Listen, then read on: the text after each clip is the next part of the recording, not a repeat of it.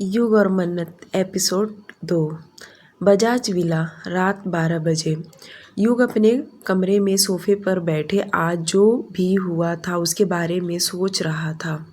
आखिर सोचता भी क्यों नहीं, उसे जो बदला लेना है, अपने दुश्मनों को खुलेआम छोड़ नहीं सकता। उसके दिमाग में बस यही चल रहा था कि एक आम सी लड़की आकर इतना सीन क्रिएट करके चली गई।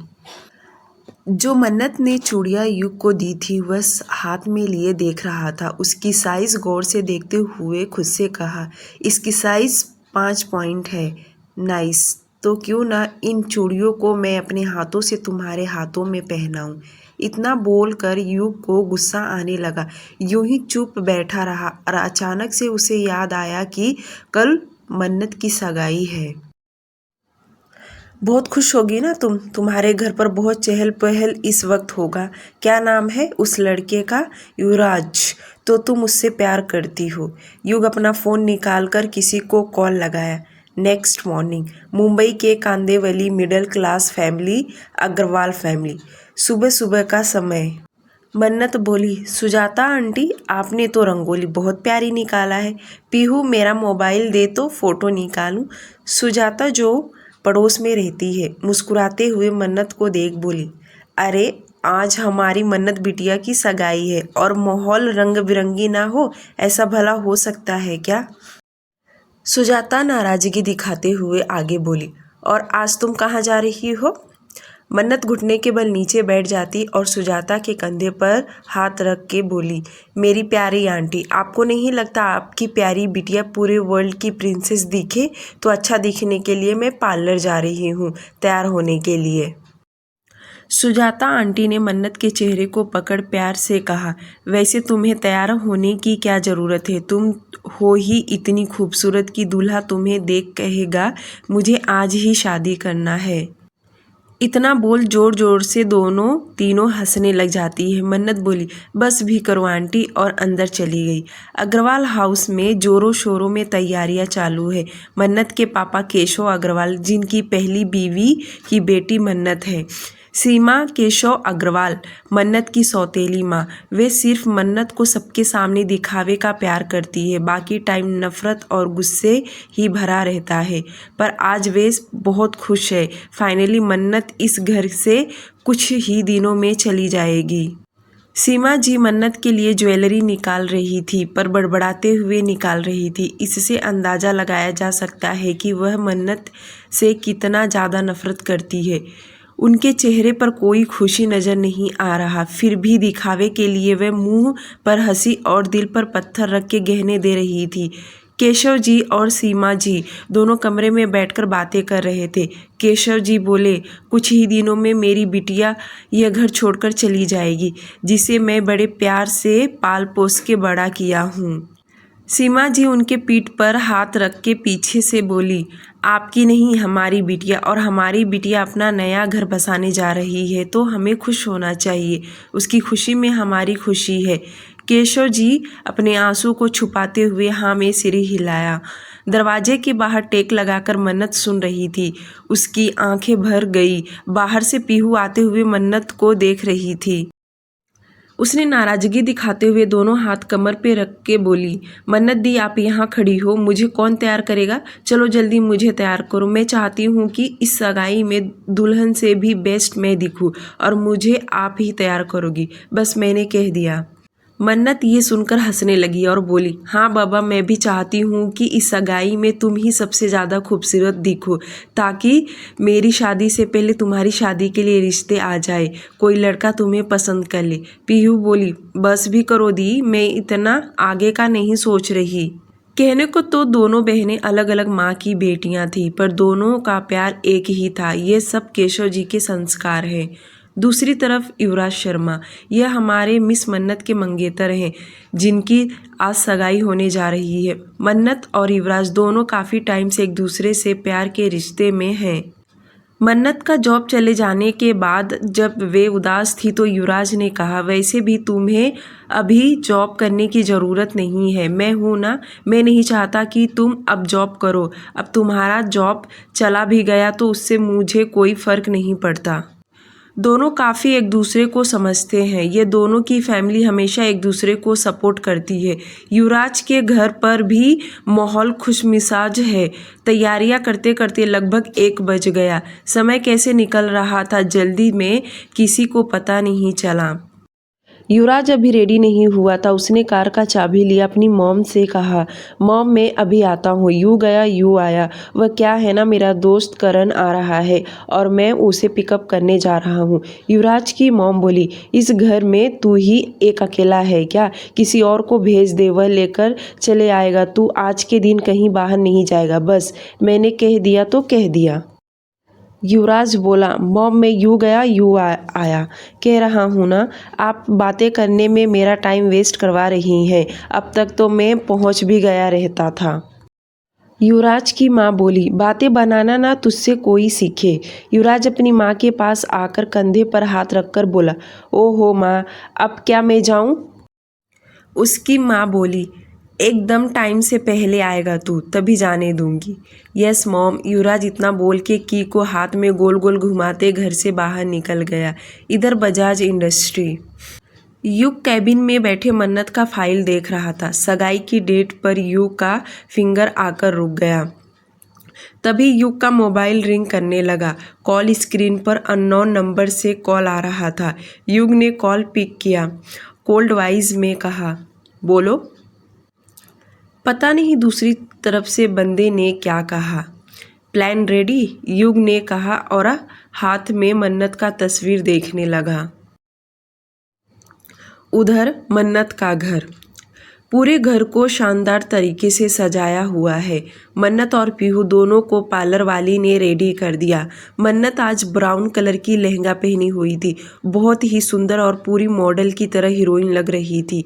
लाइट मेकअप, बालों को कर्ली बनाई हुई थी। बेहद खूबसूरत दिख रही थी। साथ ही साथ में पीहू भी सुंदर दिख रही थी। धीरे धीरे मेहमानों का आना चालू हो गया था। जो रिश्तेदार थे वह पहले से ही मौजूद थे। मन्नत की फ्रेंड नैना, वह आज ऑफिस की छुट्टी लेकर पहले ही आ गई थी। उसने भी आज हल्के पीले रंग का लहंगा पहनी हुई थी। नैना मन्नत के पास आकर उसे छेड़ते हुए बोली, क्या बात है, आज तो तू कहर ढा रही है। कहीं ऐसा ना हो सगाई वाले दिन ही तेरी सुहागरात हो जाए। युवराज तेज रफ्तार में गाड़ी चलाते हुए होटल जा रहा था, जहां उसका दोस्त सुबह ही दुबई से आकर रुका हुआ था। इस वक्त शाम के 4 बज गए थे। दूसरी तरफ युवराज के घर वाले सभी लोग तैयार हो गए थे मन्नत के घर जाने के लिए। इंगेजमेंट का शुभ मुहूर्त 7 बजे का था। समय बीतता जा रहा था। युवराज के सभी घरवाले अब मन्नत के घर जाने के लिए पूरी तरह से रेडी हो गए थे। युवराज की माँ ने कहा, युवराज बेटा को कॉल लगाओ, वे कहाँ रह गया और अभी तक आया नहीं। युवराज का छोटा भाई तुरंत कॉल लगाया। दूसरी तरफ से युवराज ने कॉल पिक किया।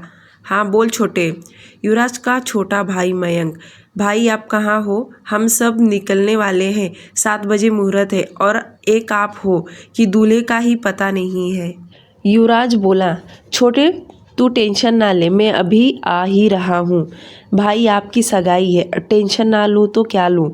कोई शॉपिंग पर नहीं जाना है कि आज नहीं तो हम कल शॉपिंग कर लेंगे। युवराज और मयंक दोनों बात कर ही रहे थे कि उसकी मम्मी ने मयंक के हाथ से फ़ोन लेकर बोलने लगी, तू कहाँ है इस वक्त? मुझे अभी के अभी तू मेरे आंखों के सामने दिखना चाहिए। युवराज बोला, मॉम मैं बस रिटर्न निकलने वाला हूँ यहाँ से आने के लिए। आप ऐसा क्यों नहीं करती, आप मन्नत के घर चले, मैं रेडी होकर आता हूँ। युवराज की माँ बोली, तू पहले घर आ, हम सब साथ में ही चलेंगे, समझा तू? ज़्यादा नौटंकी मत कर। और फ़ोन डिस्कनेक्ट कर दी। दूसरी तरफ अग्रवाल हाउस।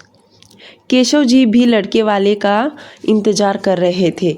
बार बार घड़ी में देखे जा रहे थे, कभी भी लड़के वाले आ सकते हैं। कुछ मन्नत का भी यही हाल था। होता भी क्यों ना, फाइनली जिससे प्यार करती है उससे ही शादी होने जा रहा है। मन्नत भी नैना के बार बार पूछ रही थी, जा बाहर देख के आ, युवराज आया तो नहीं ना। इधर शर्मा हाउस 5:30 हो गया। समय बीतता जा रहा था पर युवराज के आने का समय नहीं हुआ। युवराज की मॉम वॉच में लगातार टाइम देखे जा रही थी। लिविंग एरिया में इधर से उधर चक्कर लगा रही थी। युवराज के पापा विश्वनाथ जी बोले, कौशल्या चलो हमें निकलना चाहिए। युवराज बेटा को बोल देना सीधे घर ही आए। मयंक बेटा तुम यहाँ ही रुको, अपने भाई को साथ में लेकर आना। मयंक बोला, जी पापा। सभी लोग अग्रवाल हाउस जाने के लिए रेडी हो गए। अपने अपने कार में सभी लोग बैठ गए जाने के लिए। तेज रफ्तार से कार वहाँ से निकल गई। मन्नत का घर। सभी लोग मंडप में आके खड़े हो गए थे स्वागत के लिए, ताकि लड़के वालों को कुछ कहने का मौका ना मिले। 30 मिनट बाद शर्मा फैमिली अग्रवाल हाउस पहुंच गई। अग्रवाल फैमिली ने शर्मा फैमिली का धूम धड़ाके से स्वागत किया। दोनों फैमिली एक दूसरे के गले मिलकर सम्मान के साथ अंदर आए। केशव जी ने पूछा, युवराज बेटा दिखाई नहीं दे रहे? विश्वनाथ जी ने कहा कि वह युवराज और मयंक दोनों साथ में आते ही होंगे। सीमा जी ने आगे आकर बोली, आप क्या समधी जी को बाहर ही खड़े रखेंगे? आइए अंदर। सभी लोग अंदर आ गए। सीमा जी की बातों पर सभी लोग हंसने लगे। सभी मेहमान एक दूसरे से मेल मिलन समारोह चालू हो गया। मन्नत की नज़रें बार बार युवराज को ही ढूंढ रही थी। मन्नत को अब रहा नहीं गया। उसने नैना से पूछी, युवराज दिखाई नहीं दे रहा? नैना अंदर आकर बोली, अरे युवराज अभी तक आया नहीं है, वह और मयंक दोनों साथ में आएंगे। यह सुनकर मन्नत को बुरा लग रहा था और उसने तुरंत अपना मोबाइल लिया और युवराज को कॉल करने लगी, पर कॉल नहीं लग रहा था। मन्नत थोड़ी घबराते हुए बोली, युवराज भी ना पता नहीं कहाँ है, कॉल भी बंद आ रहा है। उसको भी आज के दिन ही बाहर जाना था क्या? आने दो फिर बताती हूँ उसको। 2-3 बार लगातार कॉल लगाने पर भी उसका कॉल नहीं लगा। नैना अपने कंधे से मन्नत के कंधे को मारते हुए बोली, ओहो अभी से पत्नी वाली इंस्ट्रक्शन, क्या बात है? और अपने दांत दिखाने लगी। 7 बज गए थे पर युवराज का कोई पता नहीं, ना ही उसका कॉल लग रहा था।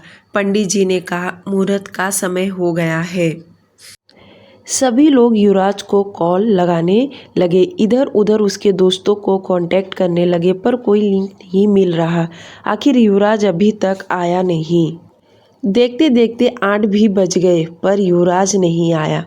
मयंक भी अग्रवाल हाउस आ गया था। चिंता करते हुए अपनी माँ से कहा, माँ भाई अभी तक आए नहीं, मुझे तो अब फिक्र हो रहा है और टेंशन भी आ रहा है। भाई इतना भी लापरवाह तो नहीं हो सकते।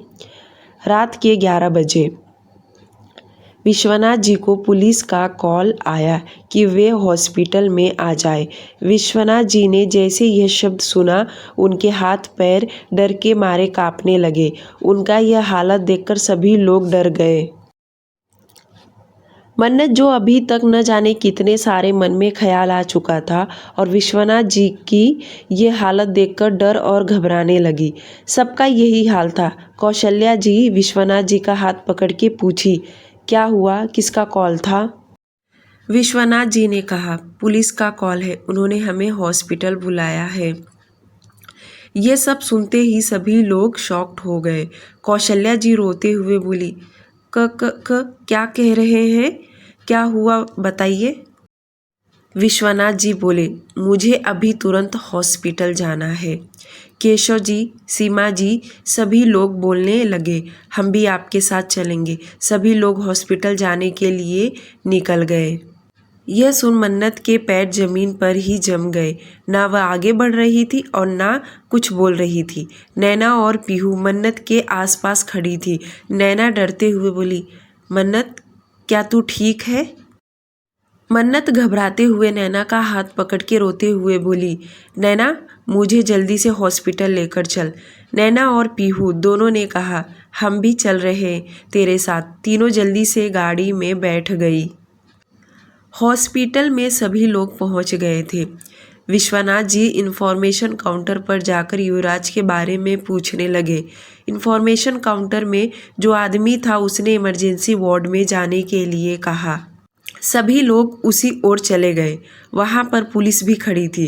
विश्वनाथ जी ने हकलाते हुए पुलिस से पूछा, आपका कॉल आया था, मैं युवराज का पापा हूँ। पुलिस वाले ने युवराज के पापा को डिटेल्स में बताने लगे कि आज का एक्सीडेंट मुंबई के मैरिन ड्राइव रोड पर हुआ था। यह सुन सभी लोग शॉक्ड हो गए और कौशल्या जी नीचे जमीन पर बैठकर रोने लग गई। मयंक ने उसको उठाया और चेयर पर बैठा दिया। जब तक मन्नत भी आ गई थी और मन्नत ने भी यह सुन लिया। दौड़ते दौड़ते आगे आई और पूछने लगी, युवराज कैसा है और कहाँ है? पुलिस वाले ने कहा, वे अभी इमरजेंसी वार्ड में है। डॉक्टर वार्ड से बाहर नहीं आए हैं। जब आएंगे तो हम उनसे पूछ लेंगे। रात 3 बजे ऑपरेशन थिएटर। सभी लोग बाहर खड़े होकर डॉक्टर के आने का इंतजार कर रहे थे।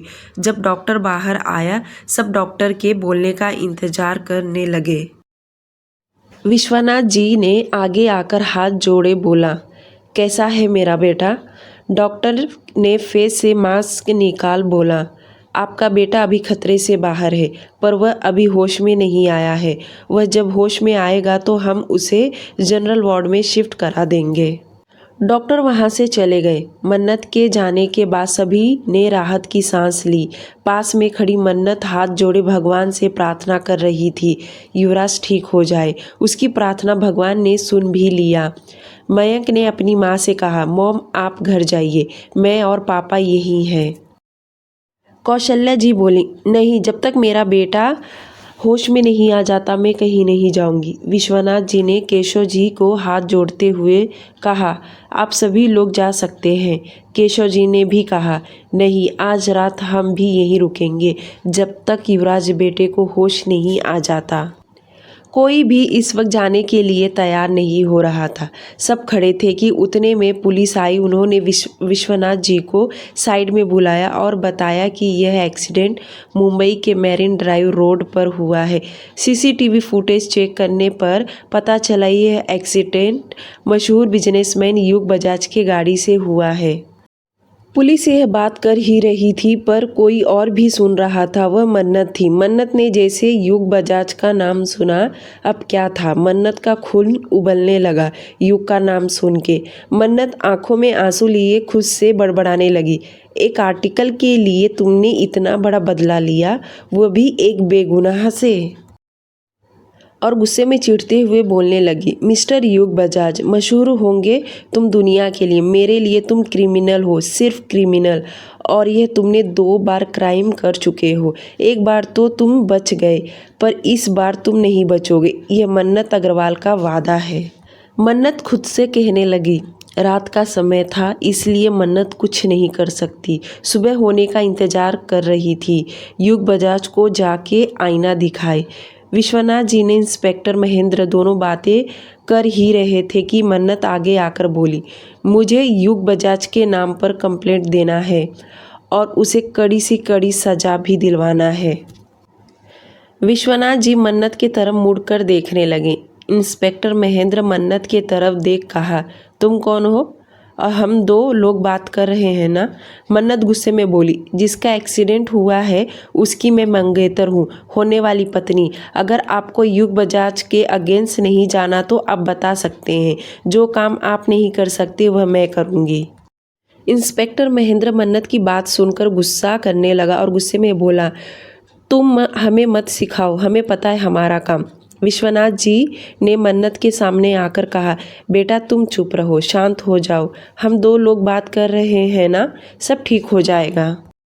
मन्नत गुस्से से वहां से आगे चली गई। मन्नत सुबह होने का इंतजार कर ही रही थी। सुबह के 7 बजे युवराज को होश आ गया था और डॉक्टर ने इन्फॉर्म किया कि एक लोग जाकर मिल सकते हैं और पेशेंट को ज़्यादा बोलने के लिए तकलीफ ना दे, सिर्फ मिले। सब खुश हो गए। पहले विश्वनाथ जी और कौशल्या जी जाकर मिले, देखकर बाहर आए। उसके बाद मयंक गया, केशव जी, सीमा जी अंदर जाकर मिलकर आए। लास्ट में मन्नत गई। मन्नत की आंखें आंसुओं से भरी हुई थी और वे जाकर युवराज के बाजू में बैठ गई। युवराज ने जैसे मन्नत को देखा उसने अपना होंठ हिलाया बोलने के लिए। मन्नत सॉरी। मन्नत ने कहा, तुम क्यों सॉरी कहते हो? तुमने जानबूझकर थोड़ी ना यह सब किया। युवराज ने आगे बोलने की धीरे धीरे कोशिश किया। यह सब मेरी वजह से हुआ है। मन्नत ने गुस्से से आंख दिखाते हुए बोली। बस इसके आगे तुम एक शब्द नहीं कहोगे। डॉक्टर ने मना किया है, तुम्हें जरा भी बात नहीं करना है। अगर तुमने बात किया तो तुम्हें जहाँ पर चोट लगा है ना, वहाँ पर मैं पंच मारूंगी, फिर देखती हूँ दर्द होता है कि नहीं। यह सुनकर युवराज को हंसी आ गया। वह जैसे हंसा उसके अंदर से दर्द होने लगा। फिर भी उसके होठों की स्माइल देखकर ही लग रहा था कि वह मन्नत की बातें सुनकर हंसी आ रही है। कम से कम दोनों 20 मिनट बातें किए। उसके बाद मन्नत वहाँ से बाहर आई।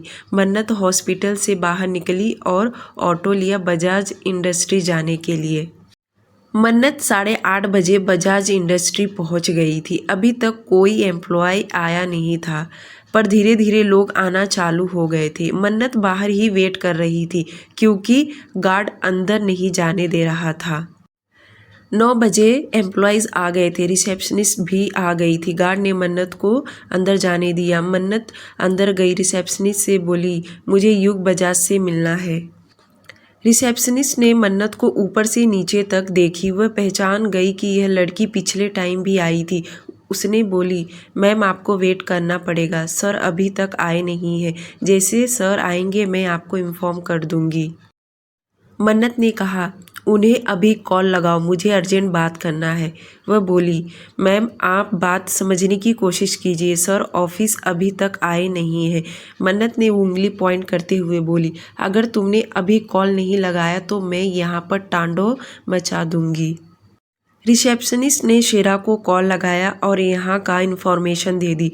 शेरा ने तुरंत युग को ऑफिस में क्या हुआ है सब बताया। युग ने शेरा से कहा, गाड़ी रेडी करो, मैं बस निकलने वाला हूँ। युग जल्दी से रेडी हुआ, ऑफिस के लिए निकल गया।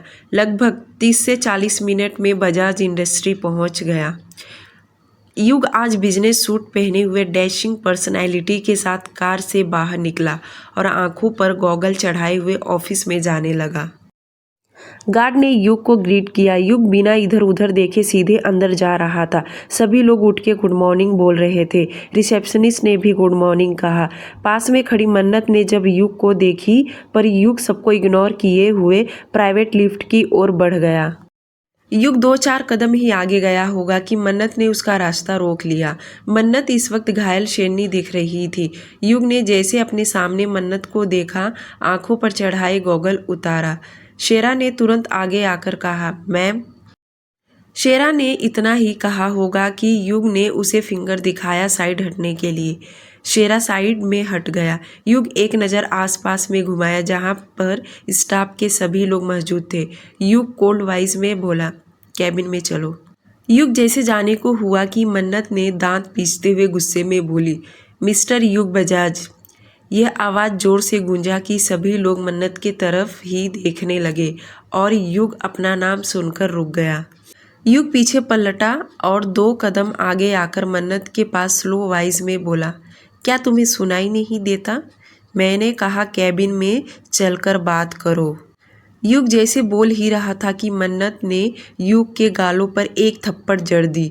यह थप्पड़ इतना तेज था कि इसकी आवाज़ पूरे कॉरिडोर में घूमने लगा।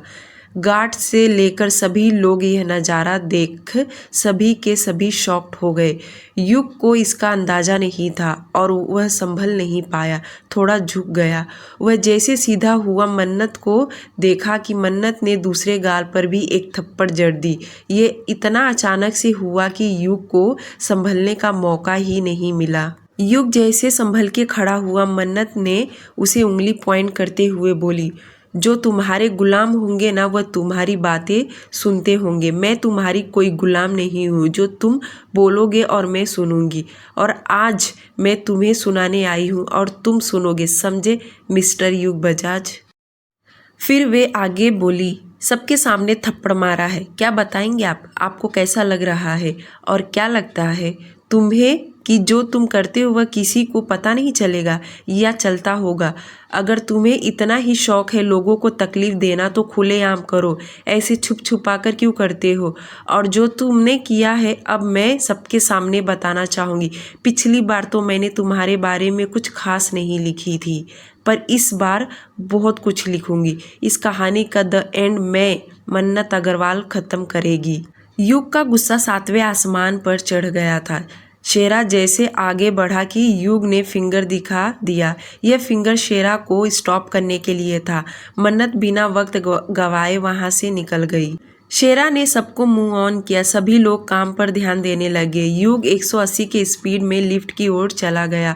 आज ऑफिस का माहौल एकदम गर्मा गर्म था। सभी लोग डर रहे थे। आज जो भूकंप आया है ये पूरा तबाही मचाएगा।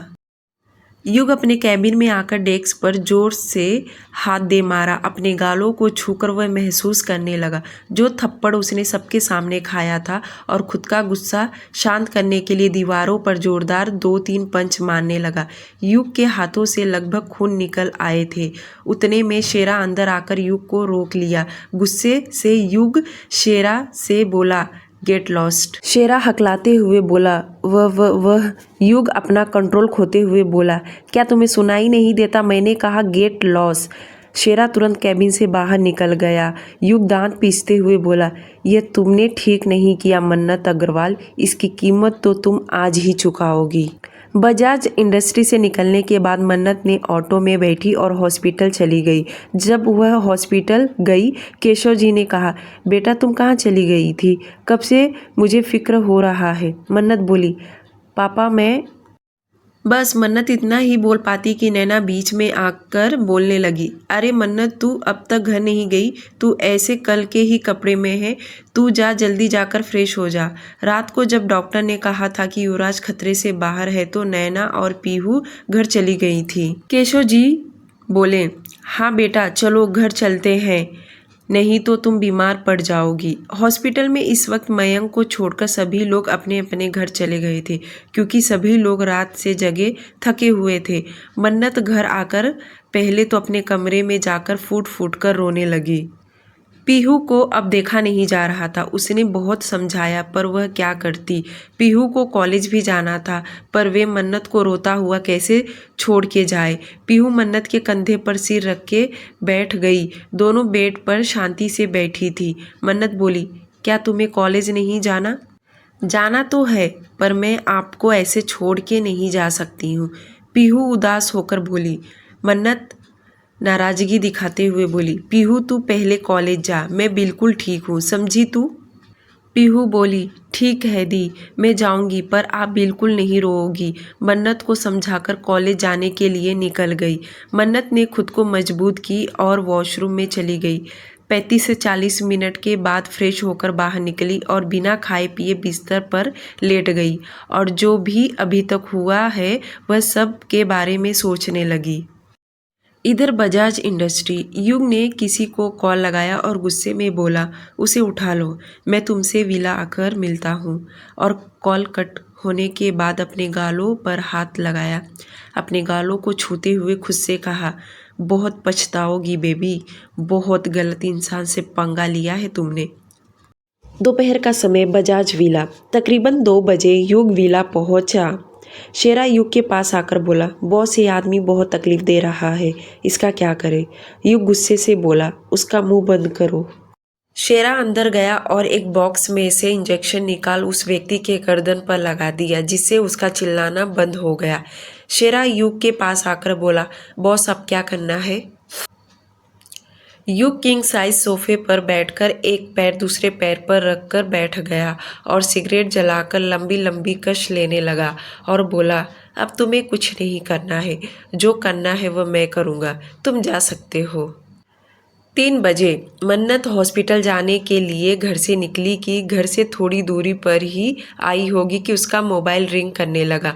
जब मन्नत अपने मोबाइल में देखी तो यह कॉल अननोन नंबर से आ रहा था। मन्नत ने कॉल कट कर दी और ऑटो में बैठकर हॉस्पिटल के लिए निकल गई। लगभग 20 मिनट में हॉस्पिटल पहुंच ही गई थी कि उसे वापस कॉल आया। इस बार मन्नत ने कॉल रिसीव की। हेलो, कौन? दूसरी ओर से कोई जवाब नहीं आया, जिससे मन्नत इरिटेट होकर बोली, जब बात ही नहीं करना है तो कॉल क्यों करते हो? और कॉल कट कर दी। मन्नत ने जैसे कॉल कट कर मोबाइल पर्स में रखी थी कि वापस कॉल आया। इस बार मन्नत गुस्से से कॉल रिसीव की और जैसे बोलने को मुंह खोली कि दूसरी ओर से आवाज़ आया, तुम्हारी हिम्मत कैसी हुई मेरा कॉल कट करने के लिए? यह आवाज़ कुछ जाना पहचाना सा लग रहा था। मन्नत चौंकते हुए बोली, कौन हो तुम? युग बोला, तुम्हारा हार्ट बीट हूँ बेबी, पहचाना नहीं मुझे? मुझे कैसे भूल सकती हो? सुबह तो मिले थे हम। अगर तुम्हें भूलने की बीमारी है तो मैं इस बीमारी का दवा बनना चाहता हूँ कि हर पल तुम्हें मैं याद रहूँ। युग बोल ही रहा था कि मन्नत गुस्से में दांत पीसते हुए बोली, तुम्हारी हिम्मत कैसे हुई मुझसे इस तरह से बात करने का? युग शैतानी हंसी हंसते हुए बोला, ऐसी बातें? मैंने तो सिर्फ अभी ऐसी बातें ही किया है तुम्हारे साथ। इसके आगे मैं तुम्हारे साथ क्या क्या करने वाला हूँ वह तुम्हें अंदाजा भी नहीं है बेबी। तो तुम ट्रेलर देखना चाहोगी या मूवी? मन्नत बोली, अपनी बकवास बंद करो, समझे? मेरे पास टाइम नहीं है तुम्हारी फालतू बातें सुनने के लिए। और जैसे कॉल कट करने के लिए कान पर से मोबाइल हटाने वाली थी कि जोर से आवाज़ आया, कॉल कट करने की गलती दोबारा मत करना, नहीं तो उस हॉस्पिटल में तुम्हारे मंगेतर के साथ साथ तुम्हारे बाप का भी बेड लगा रहेगा। मन्नत झल्लाते हुए बोली, अपनी गंदी जुबान से मेरे बाप का नाम मत लेना, समझे? लगता है तुम्हें थप्पड़ का असर भूल गए हो तुम। युग ने जैसे थप्पड़ वाली वर्ड सुना उसका गुस्सा ज्वालामुखी के जैसे फटने लगा और गुस्से क्रूरता से बोला, तुम्हारे मोबाइल पर अभी एक एड्रेस मैसेज कर रहा हूँ, आकर अपने बाप को लेकर जाना। और कॉल कट कर दिया। मन्नत बोली, हेलो हेलो कर ही रही थी कि तभी उसे एड्रेस के साथ उसके पापा का भी फोटो आया, जिसे देख मन्नत के माथे पर पसीने आने लग गए और वह हकलाते हुए बोली, पापा? मन्नत डरी घबराई रोड की ओर भागने लगी। मुंबई में भीड़ भाड़ रोड पर उसने जल्दी से ऑटो रुकाया और उस एड्रेस पर जाने के लिए निकल गई। रास्ते भर भगवान से प्रे कर रही थी कि उसके पापा को कुछ ना हो। क्या करे, किससे मदद मांगे? करीब 1 घंटे के बाद मन्नत कांदेवली से मैरिन ड्राइव दिए गए एड्रेस पर आखिरकार मन्नत पहुंच गई। ये इतने बड़े एकड़ में यह विला बना हुआ था कि विला का कलर लाइट ग्रे कलर का था। नेम प्लेट बजाज विला लिखा हुआ था। मन्नत अंदर गार्ड को देख अपने डर को छुपाने लगी। मन्नत एड्रेस दिखाते हुए बोली, इस एड्रेस पर मुझे बुलाया है। गार्ड को देख ऐसा लग रहा था जैसे वह मन्नत का इंतजार कर रहा हो। उसने तुरंत कहा, मैम आप अंदर जाइए। अंदर बैठा युग कैमरे में देख रहा था। मन्नत जल्दी जल्दी चल रही थी। आ रहे माथे के पसीने पोंछते हुए अंदर चली गई। यह विला बहुत ही खूबसूरत दिख रहा, पर मन्नत को इससे कुछ लेना देना नहीं। वह जल्दबाजी में अंदर जा रही थी। जैसे मेन डोर पर पहुंची, पहले भगवान का नाम लिया और दरवाज़ा खोल दी। दरवाज़ा खोल दबे पाँव अंदर चलने लगी। अपने दोनों हाथ आपस में उलझाए हुए माथे पर आ रहे पसीने को पोंछ रही थी। अंदर जाकर बड़े से हॉल में किंग साइज पर सोफे पर युग बजाज बैठा था। वह इस वक्त एक राक्षस की तरह गुस्से में था और युग के हाथ में रिमोट है और उसकी नज़र लगे बड़े से एलईडी टीवी पर था। टीवी के अंदर केशव जी का फोटो जो बेहोशी के हालत में पड़े थे। मन्नत की नज़र जैसे टीवी पर गया, वो जोर से चिल्ला पड़ी, पापा? उसकी आवाज़ सुन युग मन्नत के तरफ देखा और खतरनाक स्माइल किया। युग सोफे से उठा और मन्नत के तरफ बढ़ गया। मन्नत युग के तरफ देख बोली, कहाँ है मेरे पापा? कहाँ रखा है तुमने मेरे पापा को? क्या किया तुमने मेरे पापा के साथ? बहुत फिक्र है ना तुम्हें तुम्हारे बाप की, तो तुम अपने बाप को बचाने के लिए किस हद तक जा सकती हो? युग ने पूछा। मन्नत आंसू पोंछते हुए बोली, क्या चाहिए तुम्हें?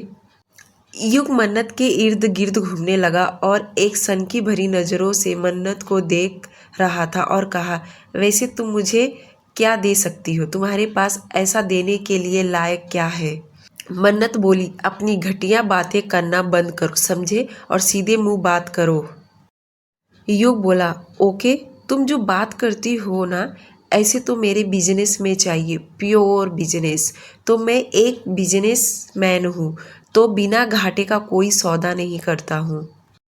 मन्नत ने जैसे सौदा वर्ड सुना तो वे तुरंत युग की आंखों में देखने लगी और बोली, क्या सौदा? यह वर्ड मन्नत ने खींचते हुए बोली थी। युग ने कहा, हाँ सौदा, और इस सौदे में मुझे तुम चाहिए। डियर लिसनर, आज के लिए सिर्फ इतना ही। मेरे चैनल को प्लीज़ सब्सक्राइब कर दीजिए। Thank you so much. मुझे आज ज़्यादा सर्दी भी हो गया, फिर भी रिकॉर्ड कर रही हूँ। Bye bye.